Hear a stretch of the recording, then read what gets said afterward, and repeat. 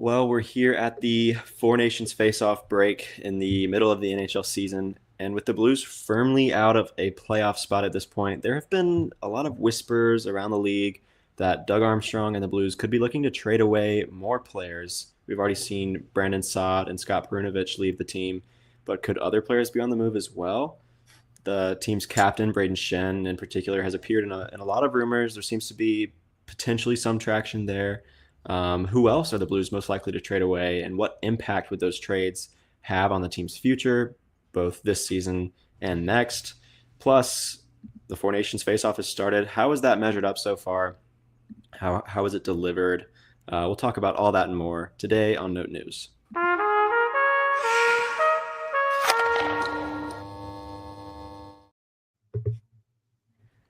Welcome into another episode of Note News. It's John and Alec with you as always. If you are new to the podcast or the live stream, we're a St. Louis Blues podcast. We go live twice a week, most weeks. We've been a little bit less frequent here during the break. But if you like the Blues and Blues content, all things Blues, we talk about it all. So be sure to subscribe to our YouTube channel, like this video. Those are really the best ways to help us out. If you prefer audio, we're on Spotify and Apple Podcasts. You can follow and rate wherever you listen. And then we're also on Instagram, Twitter, and TikTok at No News Pod. We post a lot of other great stuff over there as well, including announcements for when we're going live, special guests, all that kind of stuff. So if that sounds like your cup of tea, then be sure to follow us on all those platforms. But Alec, I feel like it's been a little while. But we've got Four Nations face-off. Best on Best hockey is back. It's been Four Nations facing off. Yeah, it's been almost like 10 years since we've had Best on Best hockey. The Four Nations face-off is in full swing. Obviously, Team USA, Canada, Finland, and Sweden. And as the standings stand right now, USA is in first with 6 points after two wins in regulation, and they've already clinched their spot in the finals, so that's huge. And then Canada, Finland, and Sweden are all tied with 2 points. So that other spot is completely up for grabs. So it's been an exciting tournament so far. Alec, how has it lived up to your expectations? I can't believe I'm saying it, but it has surpassed my expectations. It has been just amazing. I mean, truly like hockey art. It's beautiful. There have been moments in these games where I literally had to like stand up, or I inadvertently was like exclaiming and just making like noises from my mouth. It's just like, oh, it's so beautiful. It's so good. I've absolutely loved it. More than I thought I would, honestly. I think I took for granted a lot of the good memories of exciting hockey and some of my favorite just hockey memories in general. So yeah, I mean, it's just been so awesome. I'm a little disappointed by my team Sweden, 2 overtime losses so far. They were my pick and they've been fighting, but I think their goaltending has kind of been letting them down, and they really need guys, like Erik Karlsson and everyone to step up. But yeah, I think the best on best has lived up to the hype for sure. And also, I do think that it is fun. I do get a lot of pride from saying that the 2 of the best players playing hockey right now are St. Louis natives who went. I knew friends who went to. I don't know if it should be public. Whatever. Chaminade. Like if there's any listeners from Chaminade, take pride in that probably 2 of the arguably 4 or 5 best players in this tournament, so best players on the planet right now, come from St. Louis, and I do take a lot of pride in that. That's cool to see. But yeah, it's been awesome. Yeah, I saw this on that point. I saw this post from The Athletic, like ranking forward lines of like the best hockey hometowns, and St. Louis was up there. The Tkachuks and Clayton Keller were like, I think 6th on that list. So I mean, that's a ridiculous lineup. Yeah, for sure. I think number 1 was Halifax, Nova Scotia. I was gonna say, is it Crosby, like McKinnon, worldwide? Yeah, if it's Yeah, yeah, worldwide, then Canada probably has a couple, but they do. in the Yeah, United States, I don't know that there's a lot better than the St. Louis line. yeah. I have to It's been think. so much fun. It's been like a breath of fresh air. I feel like as a Blues fan with a increasingly disappointing season, it's been so fun to like have an elite team to root for, and just like you said, it's just like artful to get to watch these players. Yeah, that Team Ooh, USA Canada game last night was quite the game. I think were there like three fights in the first 9 seconds. I think it was. yes. It's crazy. Like these players have been waiting for it just as much as we have, and I feel like going into the tournament, there was a lot of skepticism from fans about like, is it going to be fun? Like, is it even worth it? Like Yeah. tuning in. I feel like it has lived up to, Oh, yeah. or I mean, well, I guess not lived up to the expectations because the expectations, for the most part, weren't all that high. So I feel like it has just surpassed expectations, like you were saying. Um, Super, super fun to watch. Finland, Team Finland, I feel like is a surprise. Um, they I got said kind don't of count them out. flattened. Yeah, they got kind of flattened by Team USA, but held their own against Sweden, and they're right in this thing. So I think they have probably their decor in large part to them, or center depth as well. Like they've got some solid forwards up top. Uh, but yeah, I do want to ask before we start talking about some trade stuff. I want to ask about your take on Blues players in this tournament. So Colton Parayko and Jordan Bennington are both on Team Canada. Obviously, there's a lot of mixed feelings out there about both of those selections. I think a lot of Blues fans will defend these two selections, knowing how good these two players are when they're playing on a good team. But I feel like a lot of just the general hockey fans out there, or maybe like the Canadian hockey fans, are kind of skeptical of these picks. But um, I mean, what are your thoughts on these two players? How do you think they've performed in their two games so far? I'll start on Pareko. I think there's less of a claim Yeah, to make there. I think Pareko's been great. I think he's been really awesome for Team Canada and like really served a presence that they didn't have. And I think especially even with having like Cale Makar out, like Pareko's really stepped up and sort of proven his worth, proven he's still that player on a national or international stage, which is a lot of fun because definitely Pareko never lost respect with the general audience. It's just as the Blues weren't in the foreground of discussion of um weren't in the foreground of discussion of the general hockey. I think people sort of forgot about Colton Parayko, but he's yeah, still that guy and is like I think getting more of the respect that he deserves. And yeah, it's been awesome. I think watching him just demolish JT Miller in that fight was super cool.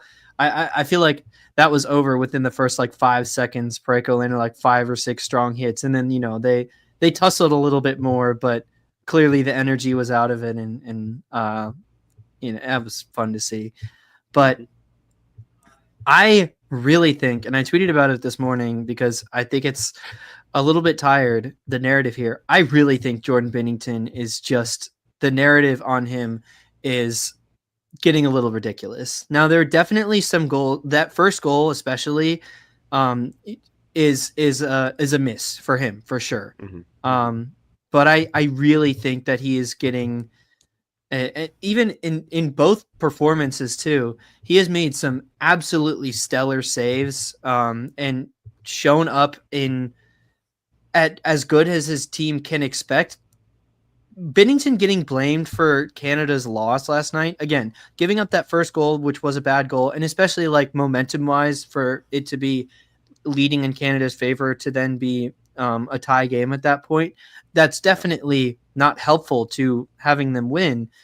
But to have his team score one goal in the game, one, and have it be a loss is really a tough look on my part or on the part of his criticism.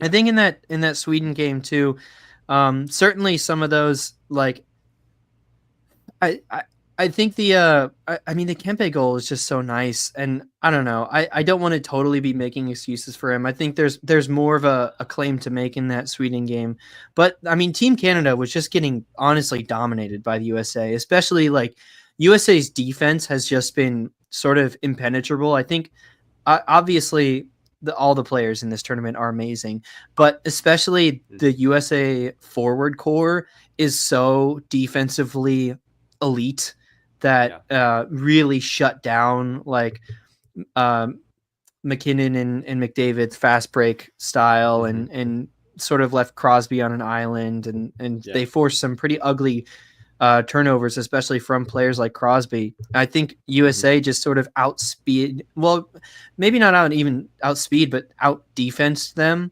Hmm. And again, in a game where you scored one goal and also Bennington got a point on that goal, like Yeah. I think Yeah. it's just it. You know, it's not fair to say that he was really like creating offense by that, Hmm. but Bennington's puck playing is a huge part of his game. He's really, really good at it. He's Hmm. really good at not letting the other team get established, get set up. And that's a huge part of what makes him a valuable goalie. And Yeah. the other part of this too is like having he made some absolutely huge saves in that second period when it was still a game, when it was 1-1 and Hmm. then a 2-1 game. Made some Hmm. absolutely huge saves, especially like at a man disadvantage. Yeah. And only gave up 2 goals. Like in a Yeah. losing effort, only gave up 2 goals. Now the I believe it was Money Puck. The stat that came out was it was like only 1.5 expected goals when he gave up 2, so he still had a negative goal saved Yeah. above Something like that. expected. Yeah. Which I don't know. I mean, just from like the eye test, 1.5 expected goals in that USA performance. I'm not gonna doubt their metrics, but I do think that I would have expected more than 1.5 goals from the performance that USA put up last night. Hmm. So I think basically I think the metrics there in one game make it sound a lot worse than it actually is, and it's getting passed around a lot on social media and on like Twitter and such. And I think that one metric for one game, goals saved above expected, is a really good stat with a larger sample size than one game where you allow Yeah. 2 goals. Yeah. So just Bennington getting blamed for Canada not being the best team in this truly incredible tournament, I think is just absolutely absurd. Is atrocious. Definitely, like he hasn't been the best goalie. I'm not trying to say that he hasn't been the best player, and there are definitely some saves he should have made. But also, like these are the best forwards in the world, and you know the best skaters in the world. Like you're probably going to sneak one past every now and then, and just I think it's just crazy the amount of hate he gets. You can be Yeah. critical of a player without saying that he is the reason that they're losing and that he is actively detriment holding his team back when they won their first game and only letting in 2 goals. It shouldn't necessarily be considered a losing effort. I mean, he had some just massive saves that aren't going to get talked about, and instead it's about yeah. So Yeah. I agree. Jordan I Bennington think, is a good goalie that doesn't get enough respect. yeah, I think anytime you give up only 2 goals against a team as elite as Team USA, like you should be able to come away with a victory there. And I mean, like, um, yeah, Crosby had 0 points. McKinnon had 0 point. Like, so many of their like elite forward core just didn't show up, and there's a lot of reasons for Mm-hmm. that. But just imagine you're on the ice, you just gruel out a tough shift against Matthew Tkachuk, and finally he leaves the ice, and then you see the other Tkachuk coming over the boards. You're like, oh my, I got to do this again. Um, it's so fun to watch Team USA having got to this point, like where sort of the USA hockey system is at. It's looking fantastic, Yeah. and they're Oh looking like yeah. the favorites right now for sure. But yeah, I think we should probably move on to our main topic here, which is talking about um, while we're in this break, we've got like 3 weeks left until the March 7th trade deadline. And the Blues aren't going to be making the playoffs. The Note News has decided. We have finally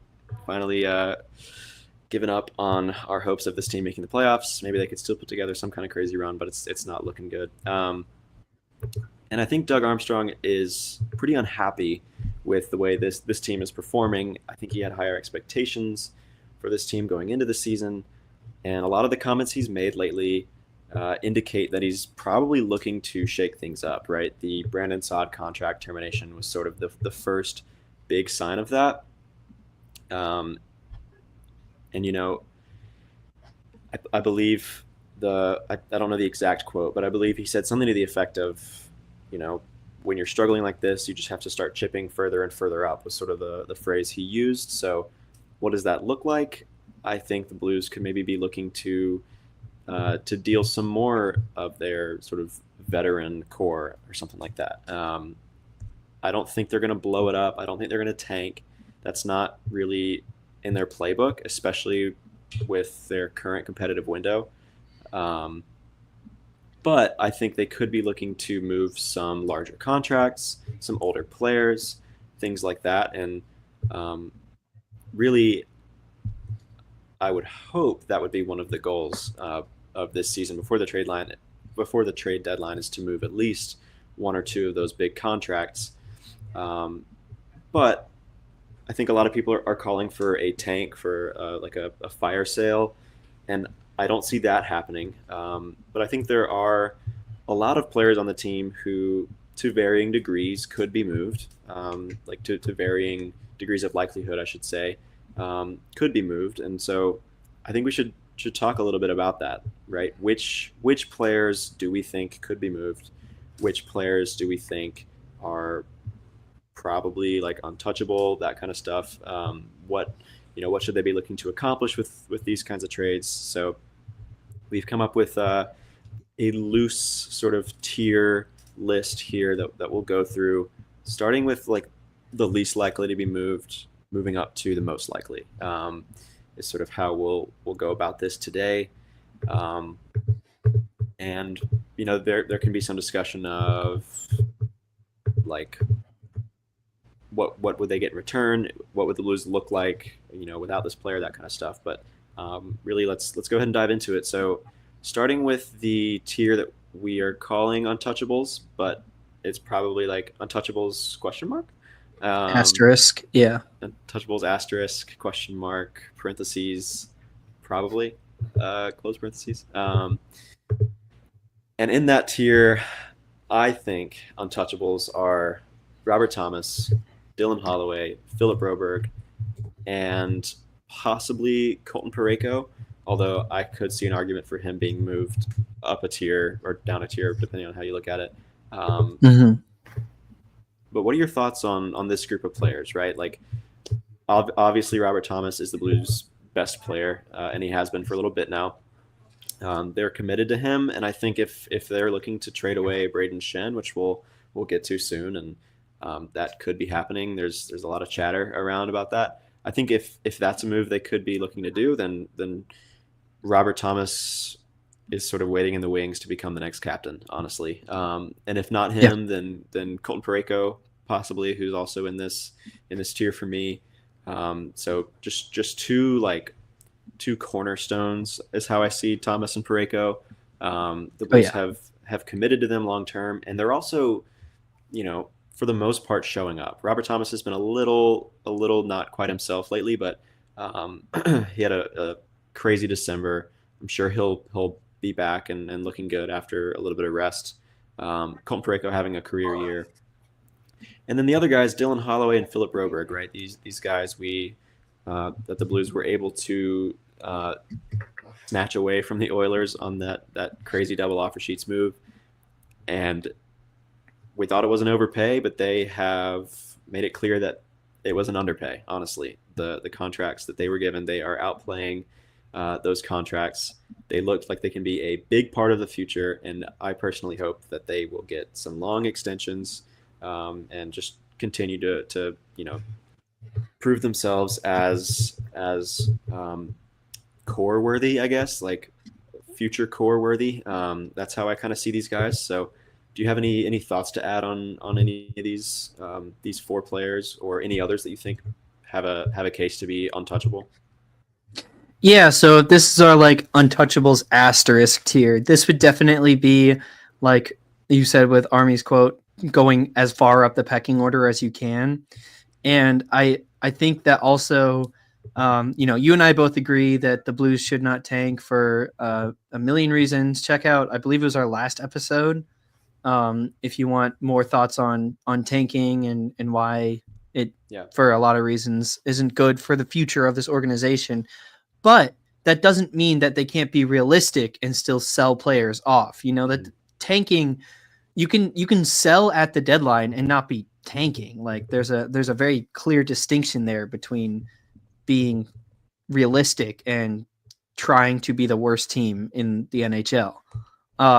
So yes, I think for the most part, these players are untouchables. They are the cornerstones of our franchise, like you said, for one reason or another. They're either super young with a lot of promise that you just need to keep around if you want to realistically build anything, or yeah, they are established pieces that are just so crucial to this team's identity and are the best players. That being said, I think there's an asterisk here. So I'll use your list of four of Holloway, Broberg, Thomas, Parayko.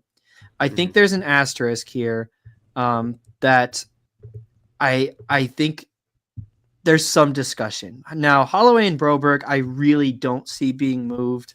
I don't know that you're returning an absolute haul for them, and these are just guys you want to build around. They're still cheap. Like, it just doesn't really make sense to move them. I don't think that is at all. I think that they are truly untouchable. Yeah. Thomas and Parayko, I think there's a discussion. Now, let me start by saying I do not think they should trade them. I think in no world, in 999 out of 1,000 worlds, I am not trading either Thomas or Parayko. But for the sake of a holistic discussion here, I just want to talk about what could happen because I don't think they are entirely going to. Like I said, there's a 99.99% chance that they are still on the team into this offseason. But I don't think that, like I said, there's that 0.01%. So I think I'll start with Parayko because Parayko has been a name rumored to have interest around the league for years now, since the Blues have been sort of retooling, because he's a really good defenseman. I mean, we just talked about with the Four Nations, like he's still got it and he's showing it off and he gets a lot of respect, deservedly so. Parayko would definitely return you a haul. Now, the reason I don't think it's a good idea is because he's your number one defenseman and you can't replace that. You can't just say Broberg is going to be our number one guy or Fowler can just take it over with Broberg. I think that would be drastically terrible and a huge difference. But he would return a huge package. And I do mean like probably at least a first round pick, maybe even multiple firsts or like decently high prospects. He is making, I don't have this up right now, so my apologies, but right now, yeah, he's making 6.5 for the next 3 seasons or until 2030. Yeah. So that's a lot of seasons of an elite number one defenseman. He does have a full no trade clause, so it would require him to waive it, which again, not saying this is likely, not saying it's going to happen. I don't think it's going to happen. But if he does, I mean, this is like almost definitely multiple first round picks and or like a serious prospect, like maybe a Gabe Perreault or trying to think. I mean, Chicago's not trading like a Demidov level, but like expected to be better than Dvorsky, basically a Dvorsky or better level prospect or two. With Robert Thomas, for the same reasons, for him being younger, a forward, more expensive contract, but very similar length and obviously, um, just a huge player. Which, by the way, he doesn't actually have a no trade clause until next season. So Mm-hmm. technically, if you want to look at it that way, it's more likely. Again, not a good idea because it means that this team will be bad. We do not have a number one center. Brayden Schenn, as good as he has played, I don't know that he can handle 23 minutes a night, 22 minutes a night. And there just isn't an option outside of that. Thomas is our best player. That would set the retool back a long time. That's the But big thing, is that it would right, just move the window so far. Like, yeah. right. But the interest in trading him would be that it also makes the muddiness of like maybe we get out of it, maybe we don't. If we trade either of these two guys, like we are gonna be a great team in the future. That future is much further away than it would be now. Mhm. Thomas, his return would also be multiple firsts and or like maybe even some developmental but promising players. I'm thinking like a Holloway or Broberg level, or maybe even like a maybe like a Zach Werenski, or like you could really like retool a different part of your team with a impact player plus picks. It would be a haul, and so that's why it's getting discussed. There's interest around the league. I don't think it's going to happen, but it's worth bringing up because we want to look at all sides of this, and the full like major retool with the highest chance of success would be to trade one or both of these players. It would just take so many more years. I don't think it's the right thing to do, but again, you could get like this would get you that could be a piece in like a Brady Tkachuk trade, and I think that's relevant to a discussion like this. Like Thomas or Parayko would be that wouldn't bring you back first round picks, and in fact, you'd probably be sending first round picks. But another part of acquiring a superstar is you have to give up great talent, and For sure. Thomas could get you Elias Pettersson or Brady Tkachuk or someone of that caliber. Potentially, yeah.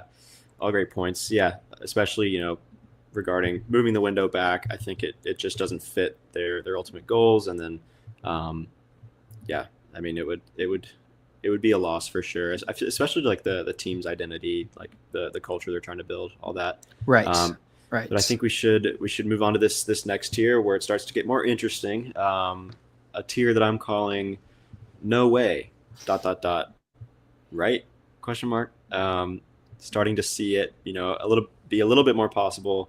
Cam Fowler, I put in here. I don't see him being moved, just because they seem committed to having that top pair of Parayko Fowler, and you're probably not getting a ton back in return.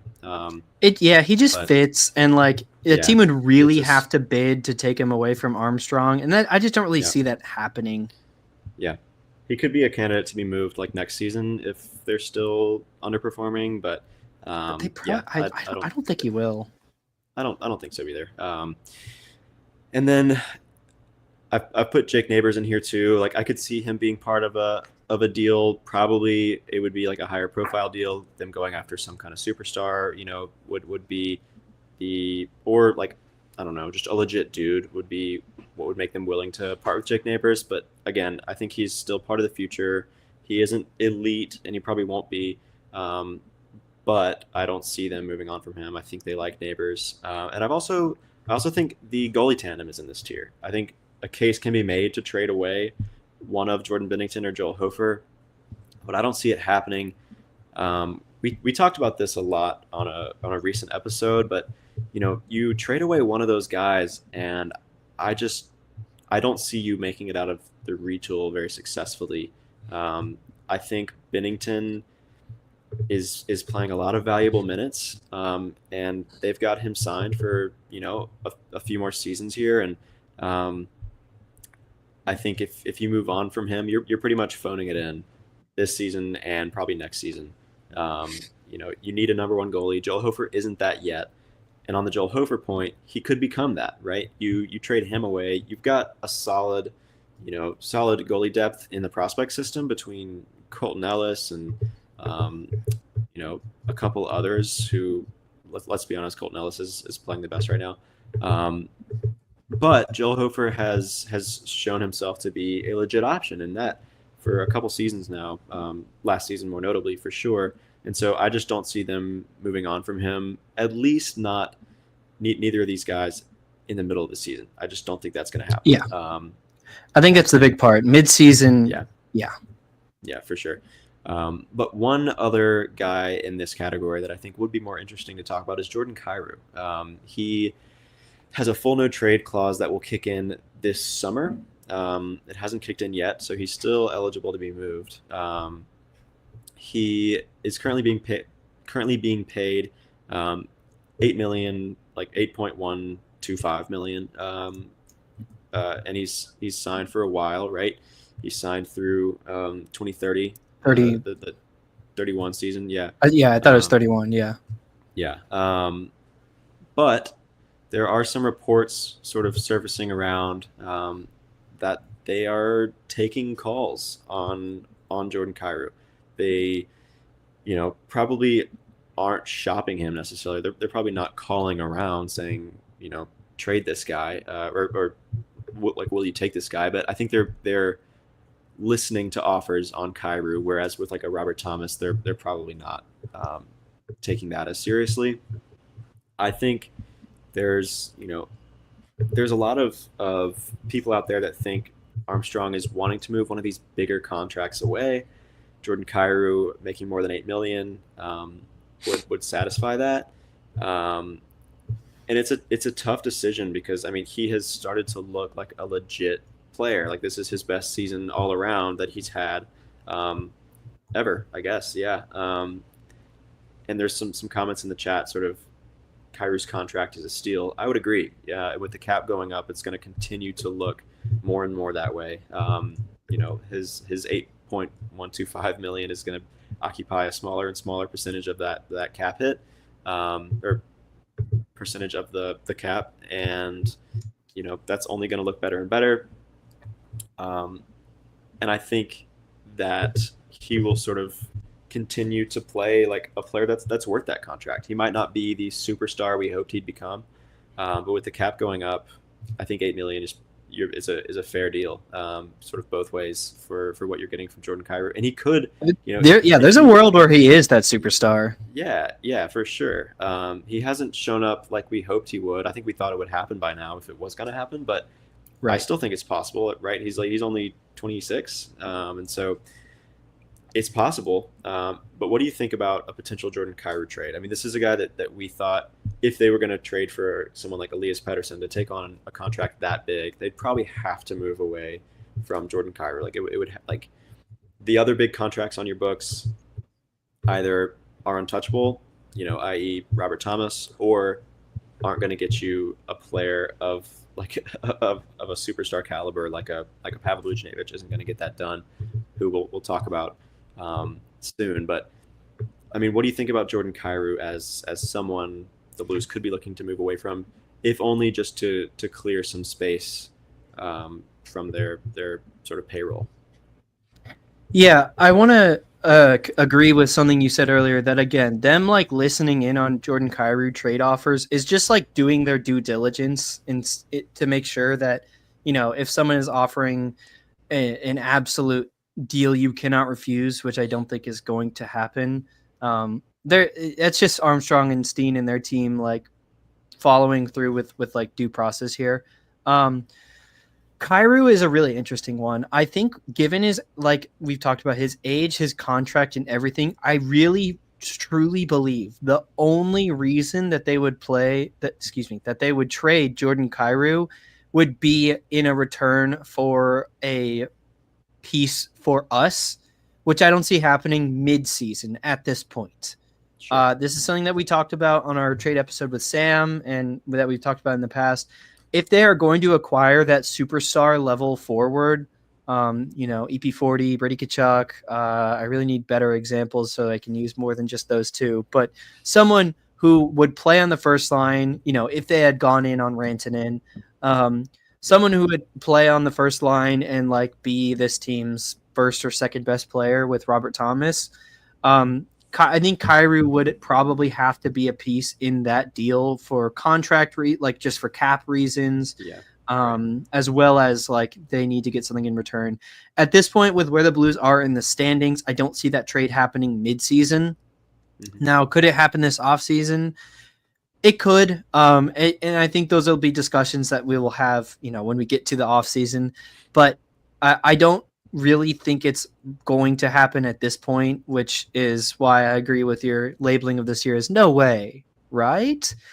Because again, if Buffalo hits up Doug Armstrong and says Kyrie for Tage Thompson, like that's an interesting conversation to have, given age, given contract. I don't know, man. Kyrie's been really impressive. I'm not going to give an answer on that, but if there's something of that like level, then I think there's a discussion there. But I don't think Kyrie is going to get moved at this deadline. However, this would be a haul. The other thing I want to say is I don't think Kyrie's getting moved for picks or prospects. Like I think it's Right. a Yeah, it's right not a now sell. impact player. Yeah. Yeah. This wouldn't be a rebuilding move to trade Kyrie. It would be we're looking to get better in the next 2 to 3 years, and we needed to give up our second or third best piece to do it. But that's what you got to spend money to make money or whatever. So yeah, I don't think it's going to happen. I don't think it should happen midseason, and I don't. Again, off season we'll have that discussion. So that's my thoughts on Jordan Kyrou. I actually want to go back to Jake Neighbors a little bit here. I agree. I don't think the goalie tandem trade is happening midseason. I think you got to see a little bit more from Joel Hofer, even though I think he's actually being a little bit underutilized. And with Bennington's contract, it really is actually quite cheap compared to how the goalie market is getting reset with the new cap. Again, I think that's a really interesting discussion to have in the off season, but I think they're also going to stay around. Jake Neighbors is interesting because actually I think Jake Neighbors, the team really likes him for sure. They really market him. He's one of the higher selling jerseys, and that it's kind of a nothing comment to us, but that's a big deal in how they market Yeah. Right. themselves and how they determine their finances and such. So definitely, it seems that he's much more well liked by the Blues organization than I would guess other organizations are willing to give in for him. That being said, if Jake Neighbors is the final piece it would take to acquire, I don't know, to make a trade go through that would really help the Blues, whether it's it turns a second round pick into a first round pick, or it instead of bringing you I don't know, instead of bringing you Bowen Byram, it brings you Owen Power. Ridiculous example. But what I'm saying is if Neighbors is the critical piece in a trade, it always comes back to baseball with us, but a la a Dylan Carlson for Juan Soto type, I actually do think they push that button. And I think that they would be right to do so. Yeah. I obviously, anyone who's watched Note News for a while now knows I love Jake Neighbors. I absolutely love the kid. He is just so scrappy, plays with such fight, such heart. That being said, realistically, at his peak, Jake Neighbors is going to be a really solid physical middle six winger. And that's a very valuable piece. I believe you're I'm abandoning him. saying good things here, John. He's a very valuable piece that's going to score goals, play physical around the net, and be a strong body, and also fire the team up. I want Jake Neighbors on this team. Let me make that clear. But that being said, a strong, scrappy middle six winger is not this essential, crucial piece that's impossible to find somewhere else in the NHL, like a top pairing defenseman is, like a elite center is, like a elite sniping winger is. Yeah. So only if the right deal falls around, I could see a Neighbors trade happening. Again, I think it's under 20% he gets moved, especially at the deadline. But again, this offseason, I think those discussions get interesting. And that's all I wanted to say. Yeah, I mean, and with their sort of organizational timeline and goals as well, I think he, middle six or not, middle six or top six is still going to be a big part of the future team that they're trying to build here. I'm just disappointed. I can't believe you're giving up on the Jake Neighbors 50 goal dream. But we should move on. 50. Wait, we said Let's 50? nah, no. He's not going to score 50. I just can't believe you are giving up on that irrational dream. Um, yeah, everyone Watch out the everyone grade A. listening, We've got the screaming yeah, 63 on the way. everyone listening, don't let Alec fool you. Off episode, he talks all the time about how he thinks Jake Neighbors is going to score 50.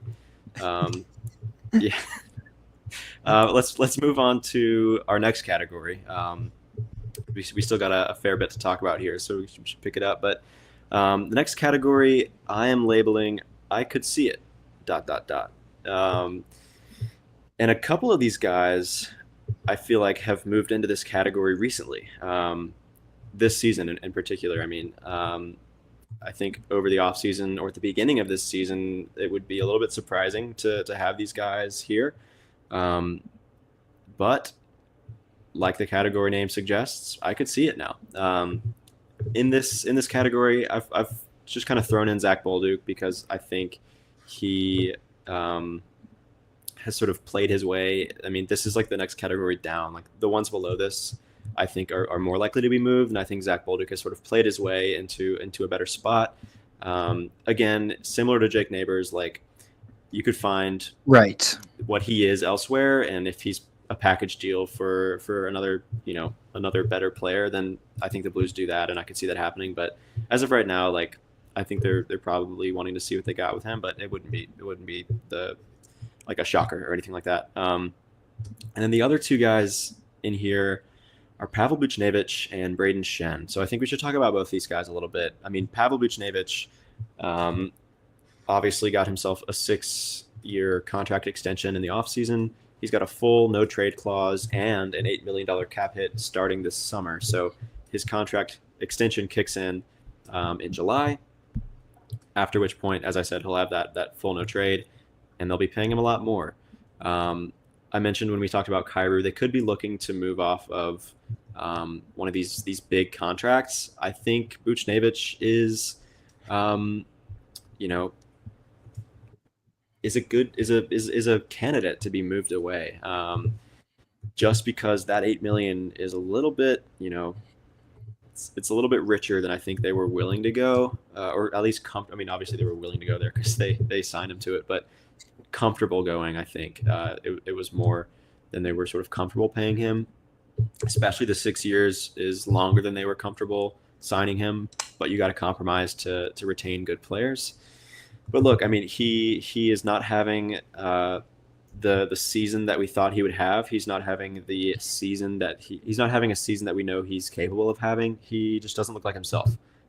We've talked a lot. We don't have to get into this now, but we've talked a lot about how we're not worried about Buchnevich. Like we think he's still a good player. He's only 29.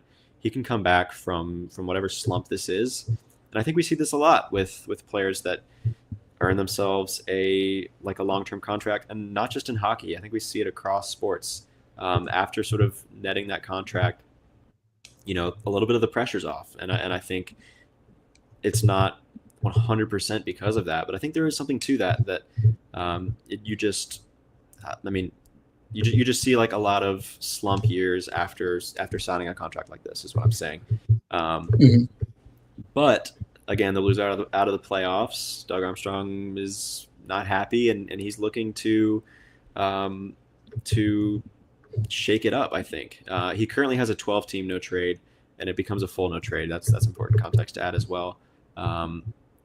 But I mean, he is like a 30-goal type, type of forward. He is a 200-foot forward.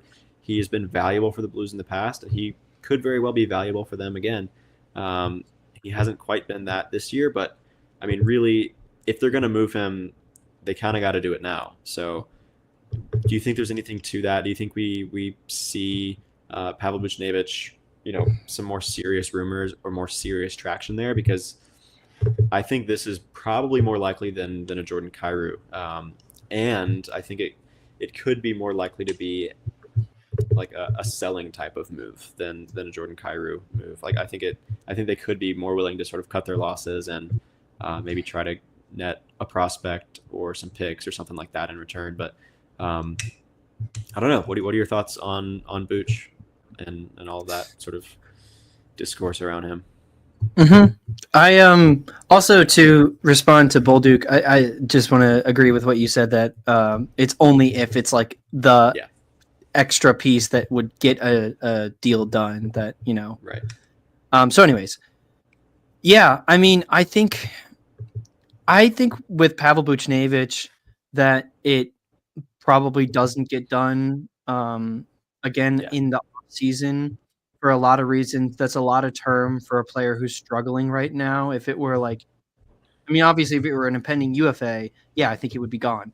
Um, or if he were had like 2 or 3 years left, like we'll get to with Brayden Schenn, I think there would be a lot more of a discussion there. I think with the full length of his contract ahead of him, other teams probably aren't looking to like totally commit all of that right now. Um, and I think the Blues would be better for not trading him. Like we said, you got to hmm pay to keep a good player. Pavel Buchnevich is still like a productive player even when he's slumping. And like you said, I think there's some realistic expectation of some kind of regression to the mean. Now, like, sure, he probably won't return to his full elite form. He is getting older, but like even looking back to this team a couple years ago, even in the twilight of Vladimir Tarasenko's tenure with the Blues, like he was still a hugely important piece to the Blues' success. Like he was still a big part of what they did, and losing him hmm in that 2023 season was like a death blow to this organization for like a year and a half. And losing a player like Buchnevich, yeah, he's might not be an absolutely elite scoring winger for the rest of his career, but I still think there's a lot of merit to keeping him around.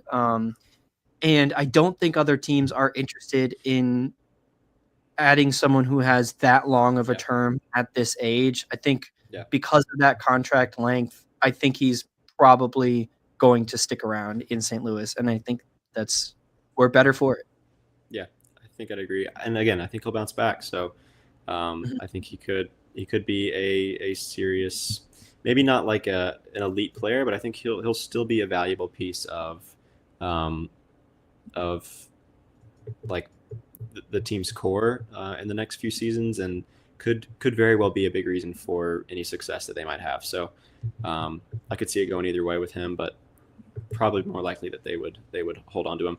Let's talk about the big guy here, who a lot of the discourse and rumors around Brayden Schenn have been, that's sort of the big inspiration I think for this episode. Is there seems to be a little bit of traction there right now. You see a lot of legit people talking about it, not just people on social media, but people like Elliot Friedman at Sportsnet on a couple of different occasions has talked about Brayden Schenn, his name being out there. People are calling about Brayden Schenn. Um, and this would be a big shakeup. Like this is the, I mean, if you're going by his status as captain, like the highest up the totem pole that you can chip. If you're going by like team value on the ice, then he's still in the upper tier. But I mean, he wouldn't shake it up as much as like Robert Thomas per se. But he's still valuable. He's still having a really good season. But um, again, Brayden Schenn, there are teams calling on Brayden Schenn. Doug Armstrong, I don't think is going to be willing to give him up for nothing. I think if they do trade away Brayden Schenn, they're going to want a haul back in return. Um, but Brayden Schenn, I mean, Schenn is a guy whose name has been on the market before. It was in some rumors, I believe, last season, and I'm pretty sure Doug Armstrong was pretty upset about his name being out there. What that can do to like a team's sort of culture and mental state to hear their captain out on trade boards and in trade talks and stuff. It can be detrimental, and so I think Armstrong was upset about that. But I mean, we're seeing it again, and there are a lot of reports out there that there are multiple teams calling. Um, in particular, a team like the Vegas Golden Knights. as well as the Edmonton Oilers. These contending teams that are looking to load up on some depth at the center position, looking to load up on some legit veteran talent that's like been there, done that, you know. Um, and honestly, like Schenn seems like acquiring Schenn mid season seems like the type of move that the Vegas Golden Knights would do. Like it Particularly seems, Vegas. Yeah, yeah, that's it a seems like very a Vegas move. exactly. I mean, he's 33. He's got 3 more years left on his contract. They're paying him 6.5 million. He's got a no trade clause, and so it would have to be, it would come down to his decision if that's what the Blues wanted to do. But I think he might be willing to move to a contender at this point in his career. Um, One of my biggest takeaways from all of this discourse is that I think the opinion around Schenn, like the opinion of Schenn around the league, is higher than I expected it to be. Like I knew he was Mhm. respected. Like I knew Schenn is a guy who has like this reputation of being very connected and respected across the league, not just by current players, but like veterans too. Like he's got Gretzky's number in his phone. You know, like he is a respected dude, and he's having a really good year. There's a lot of attention on him as the Blues captain this year, right? The big national game, the Winter Classic. He had a good game, um, and he is really central to the Blues culture. He is obviously a leader for this team, being the team captain. But I mean, is this something that could happen? Like, could Doug Armstrong look to trade away his captain, Brayden Schenn? I mean, I don't think it's the craziest thing in the world to think maybe it could, especially with a lot of what we're hearing right now. But what are your thoughts on Schenn? Yeah, I really think that it's a super interesting conversation to have because Shen is 33 and is signed until 2028, where he will be 36. Yeah. So I think if I did that math right, 35, 30, whatever, until like the twilight of his hockey career. His trade clause does go from full NTC to a 15 team NTC after this season. Um, Obviously, center, like there's pluses and minuses. So the pluses for Brayden Schenn, center, veteran, Hmm. tough, like fighter, loves to fight, Hmm. scrap, etc. Um, Productive player offensively, used to be good defensively. Probably you're not expecting him to be good defensively anymore. So actually, I'm going to scratch that from the plus lists. But um, can be a good presence. A lot of the intangibles of what you look for in an acquisition, as well as some of the tangibles. But to me, if I'm a team looking to acquire Brayden Schenn, like you're getting the end of his hockey career. He's having a really good season this year, but he's getting at that age where it can happen quick. And he's getting paid now. Admittedly, his $6.5 million that he'll receive over the next 3 years um, isn't quite as bad with the cap going up. But if you're paying, in 2026, if you're paying $6.5 million for a 35, 40 point player, that's not ideal. Now, like I said, that is a very Vegas move because they kind of just don't care. And they'll Yeah. say, we'll figure it out. We'll put Mark Stone on LTIR and figure it out. But Yeah. um, I just think it's so interesting to me because if I'm thinking about from a buyer's perspective of wanting Brayden Schenn, I totally get why he's a player you might be interested in, but he's not a player that I would like. If the Blues were looking to acquire Brayden Schenn, the packages that are getting talked about are like a first round pick plus Stenberg and Stansel, or like a pretty big haul, not a Robert Thomas level franchise future altering haul, but like a really really good lottery ticket for the next off season. Mhm. And I just am so fascinated as to what the return could be. If it even requires like salary retention at all on Armstrong's part. So I really think that they should look into trading Brayden Schenn. It would definitely like the product on the ice if Brayden Schenn goes for the Blues this year would be abysmal. We do not have a 2C at all. No one on this team can fill that role unless it's Thomas, and then we don't have a 1C. So it would be rough to watch if Brayden Schenn goes. Yeah. But I mean, I think it's so interesting because if you really could get so much in return for him, then you have to at least consider it because we know this team isn't going anywhere soon. Brayden Schenn, all of the pluses that he could give to another team, he gives to this team. He gives that Right. that fight, that leadership that you need. He's so well respected around the league. But it just feels like this is the highest value Brayden Schenn has ever had. And if you really Right. want the Blues to be not just good, but like cup contenders in the coming years, then it's something you have to look into. Would that be something that would set us back by, not having a 2C essentially? Maybe that's something they could do in the offseason, but you don't like to go into an offseason with that big of a glaring hole when you're trying to compete as early as next season.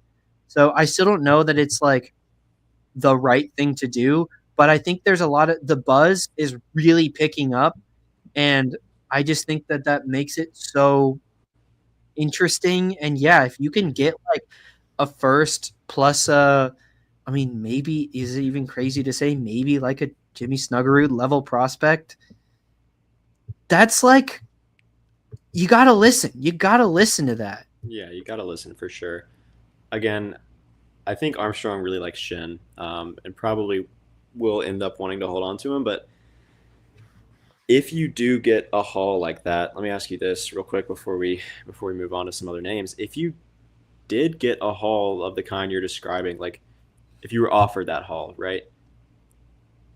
Is it worth, would you pull the trigger on that? Like, is it worth doing what that would end up doing to your center depth to get those futures? Maybe you could use that spot and that extra cap space to go after a Mitch Marner, right, an elite playmaker, or some other star center later on. I don't know, but like, do you think that would be a smart move for them to make, knowing what it would do to their center depth, which is already pretty Poor. strained as is? Hmm. Yeah, I really think it depends on the package. I really think it Yeah. depends on the return, and I really think if like worried about money is the reason you're trading Brayden Schenn, I really think that there are other ways to save money on this roster. Some of the name forwards, as well as retooling that defensive core, which will be a priority this offseason. I think that there are other ways to scrap and save some money without trading Brayden Schenn. So I really think unless it's like you are getting a Jimmy Snuggerud or you are getting I don't know, Miko Rantanen with term. I mean, if you're getting like a Martin Natchez, Yeah.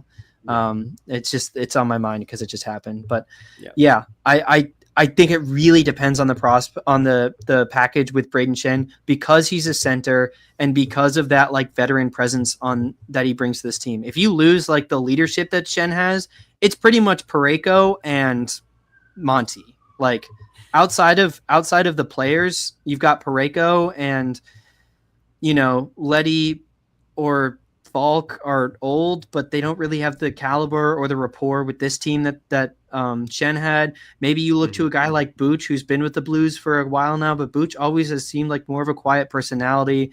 And not to totally make like a sweeping generalization here, but generally, like Russian players in the NHL tend to be more quiet leaders by example for one reason or another, and Booch seems to fit that mold too. I just don't think you can find what Brayden Schenn has on this roster outside of Colton Parayko. So I would hesitate. I would be very hesitant on a Brayden Schenn trade unless it's a super massive deal. Yeah. And I think that's what it would have to be. I think the Blues like price for Brayden Schenn is pretty high, and that's sort of the understanding around the league is that, um, you know, they would want a significant return for him, and it's understandable uh, because of how valuable he is to this team in particular. Um, One sleeper candidate that I could see to sort of become a leader in the locker room is Jake Neighbors. Actually, like he's really I mean, young, yeah, but but with the young guys, like they just haven't really played with the team.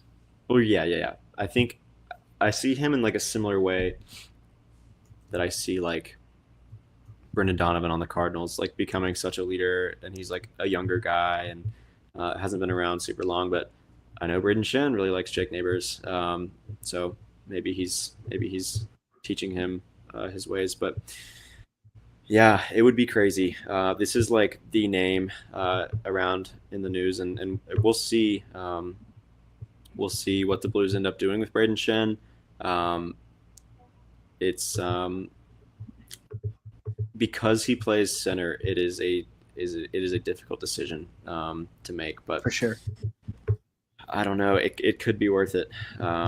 It could be worth it as long as they get really serious about addressing that center issue, either via free agency or the trade market. Get a superstar. Like that is what they are missing. We've said it for months. Like, that should be a priority. And if it's at the center position, great. That would help. Make up for that Mhm. loss for sure. One more really quick point I just thought of is that like the other thing about trading Brayden Chen is that you then have two major weaknesses you need to address in the Yeah. offseason. And that's just a really hard thing to go in having that Yeah. weaknesses. If like, for That's for sure. example, Yeah. they retooled the defense some and then trade Brayden Chen and then can address and go from there, that's a much easier versus you just like have no leverage if teams know that you're desperate and don't have the bodies to play the position. That's why I think that there's with Brayden Chen specifically, it's a much more niche Yeah. or a nuanced discussion. But For sure. For sure. Well, let's sort of go through the rest of our tiers here. The next one is titled "Probably Not, but Wouldn't Be Crazy." I mean, these are kind of guys that I'm like, they wouldn't really get you anything, or they would be worth more, to hold on to them to just see if they can, become a little something more. Those kinds of guys. But I mean, Tyler Tucker, Alexei Toropchenko, Alexander Texier, and Matthew Joseph. I put in here. Matthew Joseph is one that I could see moving to another one just because he's got a little bit of a bigger contract and he hasn't really lived up to that. I could see him being like an off-season priority, looking to trade away that contract. But um, I don't really have a ton of thoughts on these guys. I mean, Tyler Tucker obviously playing really well. You probably want to. The reason probably not for him is that you just sort of want to see what you've got with him. Um, mhm. but all of these guys, I think, could be a candidate to sell for picks or be part of a larger package. But really, I don't think the Blues would want to trade or other teams would want to take a lot of these guys. Sort of a mashup. But again, I don't have a lot to say on these guys. But do you have any thoughts on those four? Tucker, I think doesn't happen just because he's too young. That would again, unless it's like an extra piece in a bigger trade. Right. Yeah. I don't think it's happening. Torpo, I would like if they could move off of him. Maybe they will this offseason. The trade deadline is a maybe, but perhaps someone's looking for help. Texier and Joseph, I think, are possible, and I think they probably should be looking to move at least one of those. Ideally, I would say Joseph, but I don't know how much interest Matthew Joseph is going to garner is a thing. But Yeah. if you can find a team that's desperate and willing to take on any of those or any of those three, and or Tucker plus something else, yeah, I would do it. But yeah, I don't think it's super likely, I guess. For sure. Yeah, I think Joseph is sort of the one here, and it's not because he's worth a lot, but it's just because you're trying to trade away some of that contract. The next category is solid trade piece, mostly because these two guys are pending UFAs, Radek Faksa and Ryan Suter. Ryan Suter, I'm sure that there's not a lot of teams lining up to get Ryan Suter, but he has been a solid defenseman, and every team that wants to compete for the Stanley Cup needs solid defensive depth. I could see teams being interested in him. I don't see the Blues getting a haul for him, but maybe they could, get some mid round, draft pick back or something like that. I could see Hmm. that happening. Radek Faksa would again be a solid two-way player, like maybe not two-way player, solid like Yeah. defensive center. I mean, defensive forward is what I mean. That again would provide valuable depth to any contender at the center position, which again is there's a difficult market out there when it comes to the center position. But maybe he's worth more to the Blues than he would be to another team. Like I've said before, I think the Blues may try to re-sign him or extend him. They could still re-sign him if he gets to free agency this offseason. But um, again, these just are two pending UFAs who I think would provide some solid depth to any contender. And while you're not getting a huge return, I think it could make sense to trade them away. But do you have any thoughts on these two guys? Yeah, I think they're relevant because I actually think that there's like a non.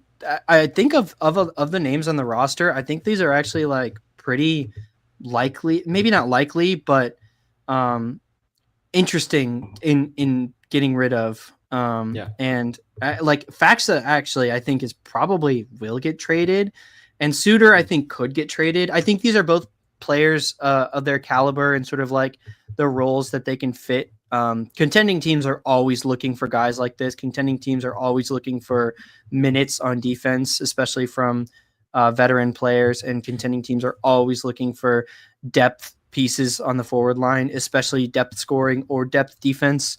And especially now with Florida's win last year, I think depth defenses could be even more valued. So I do think Faxa is going to get traded. And while I really like Faxa and I would be interested totally in bringing him back, I wouldn't like, I think it would be a wise thing if you could get picks for him. Same thing with Suter. You're getting definitely mid-round picks here, but yeah, Mm-hmm.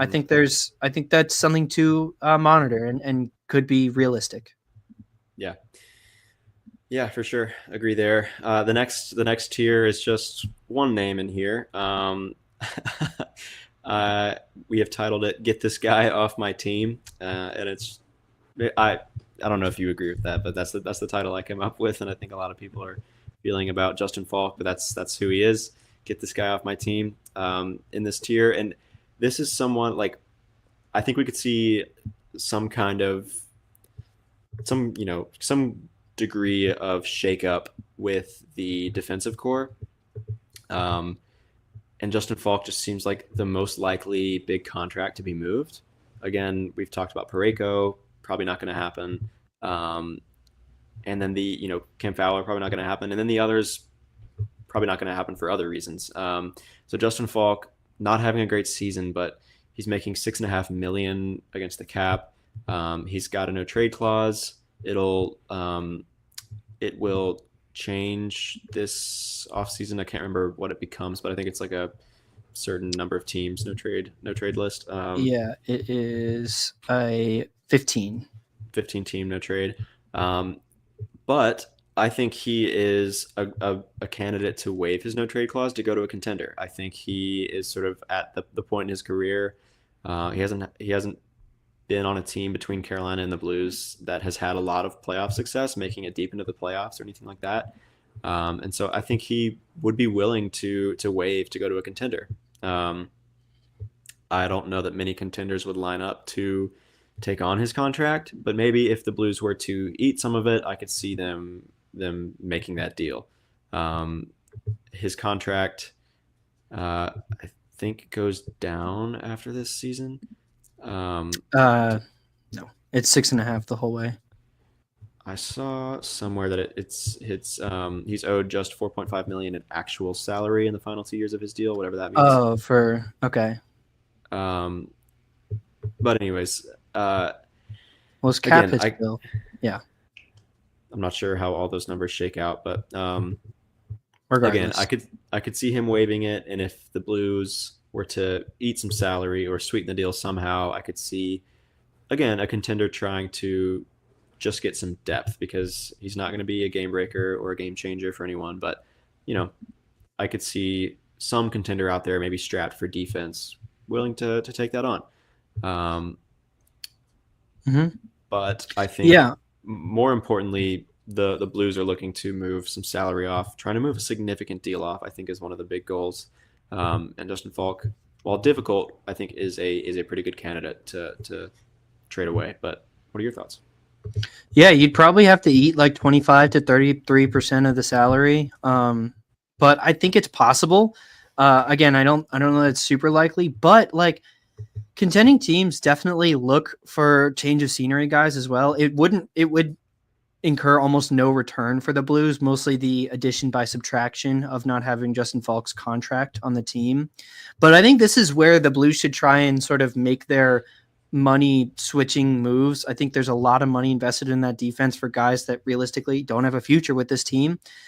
Falk being one of the primary names in that discussion. So, Mm-hmm. I think even teams with a lot of cap space, like maybe the Capitals or perhaps if the Blue Jackets think that they can make a push, probably not, but maybe if the Red Wings want to give it another shot, or the Bruins are looking for something, essentially like there's a lot of teams that I think could talk themselves into a Justin Falk trade, especially if it's for like a, I don't know, fourth round pick. I think at salary retained, I think it's a possibility for this coming trade deadline. And I think this offseason, I think it's actually likely that it happens. I think we do see a Justin Falk trade. Also, I want to go back in the chat a little bit about a potential Torrey Krug retiring, because that would also be another big contract off the books. It does kind of seem like the Torrey Krug might be done in the NHL. It's just his body can't really hold up anymore at this age. And that's a big, like, that would be a huge money save for this team. As much as So it would suck for him, right? absolutely, but Yeah, he's had a phenomenal career. Like yeah, objectively, he was great in Boston and had some really good years in St. Louis too, and mhm, elsewhere. So yeah, I think that the defense is where this team should look to, or Doug Armstrong should look to saving money on the yeah, margins here. I think Justin Falk is a big piece of that. And I think he could be moved this trade deadline. I think there's a chance that it happens. And I think that this offseason, I think it's likely even.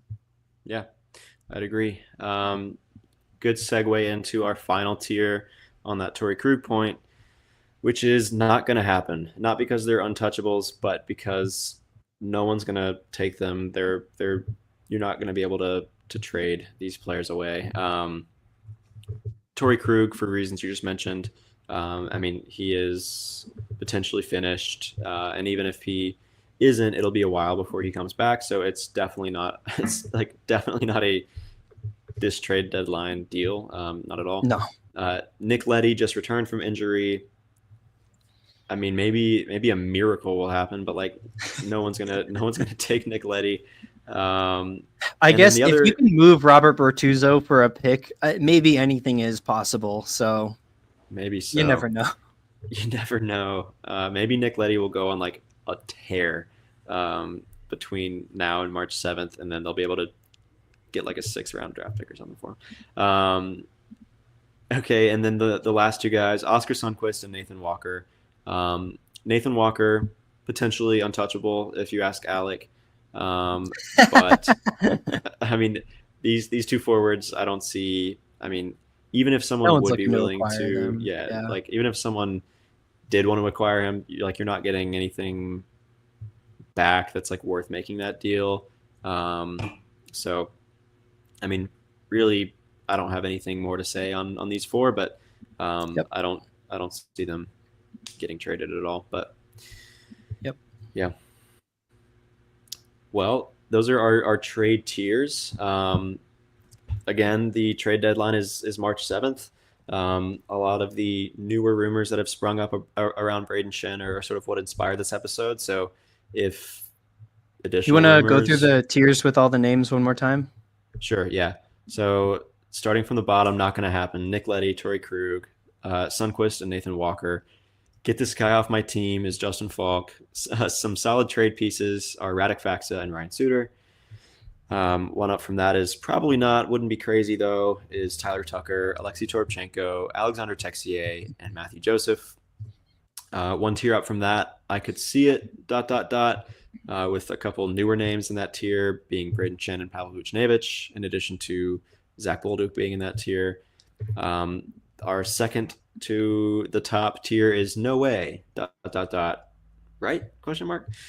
We've got Jordan Kyrou in there, as well as Jake Neighbors, the goalie tandem of Jordan Bennington and Joel Hofer, and the newly acquired defenseman Cam Fowler. And then in our untouchables, asterisk, question mark, parentheses, probably, close parentheses tier, we've got Robert Thomas, Dylan Holloway, Philip Broberg, and Colton Parayko. So if you've got any last thoughts on those tiers in the chat, please let us know. But as rumors continue to surface, which I'm sure they will, we'll be here to cover it all, as well as the Four Nations Face-Off, which will resume tomorrow night, I believe. Monday, February 17th. Team Finland will play Team Canada, and Team USA will play Team Sweden. And then on Thursday, which is February 20th, Team USA will play one of those other three in the finals. Remains to be seen who that will be. Could there be a tie? It would be crazy. Like it could come down to some tiebreakers. I'm not sure what the rules are in this tournament, but we'll definitely be here to talk more Four Nations, because it's going to wrap up this week, and then on Saturday, February 22nd, play will resume, and the NHL play will resume, and I believe the Blues are playing the Winnipeg Jets first after the break. So we'll be here to talk about all that and more. But thank you to everyone for tuning in live. If you enjoyed this or haven't yet, we would appreciate if you would subscribe to our YouTube channel. That's the best way to help us out. We're getting close to 300, so please help us get over that hump. That would be awesome. Like this video. We're also on Spotify and Apple Podcasts. You can follow and rate. That goes a long way. And we're on Instagram, Twitter, and TikTok. So if you like to see memes and cool graphics and all that kind of stuff, as well as know when we're about to go live, follow us on there.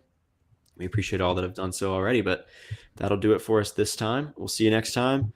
Let's go Blues, and let's go Team USA. Let's go Blues.